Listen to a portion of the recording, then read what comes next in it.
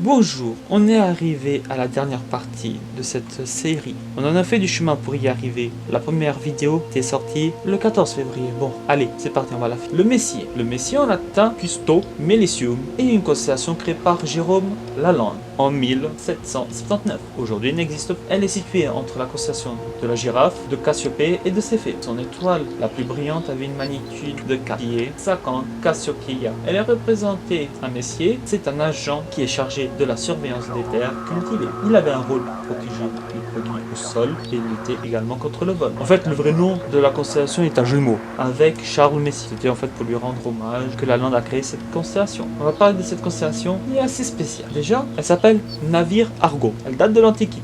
Argo Navis était considéré comme du lourd, mais vraiment du lourd, en raison de sa taille énorme qui est 28% plus grande que l'Hydra. Et l'Hydra, c'est la constellation la plus grande de nos jours. Bordel, un grand. Dans l'Atlas des étoiles 1763, Nicolas Louis de Lacaille avait expliqué qu'il y avait plus de 160 étoiles visibles à l'œil nu dans le Navis. Oui, à l'œil nu, c'est impressionnant. Il a donc utilisé des lettres latines, minuscules et majuscules, 3 fois sur des portions de cette constellation. Argus in Cara, Carina ou la quille ou la coque, Argus in Pupis ou la poupe, et Argus in Veli, Vela, les voiles. La fin de Argo Navis a été proposée par Sir John Herschel en 1841 et de nouveau en 1844. Mais c'est en 1930 que l'UAI qui a défini les 88 constellations modernes en officialisant Carina, Pupis et Vela. Cela sonna la fin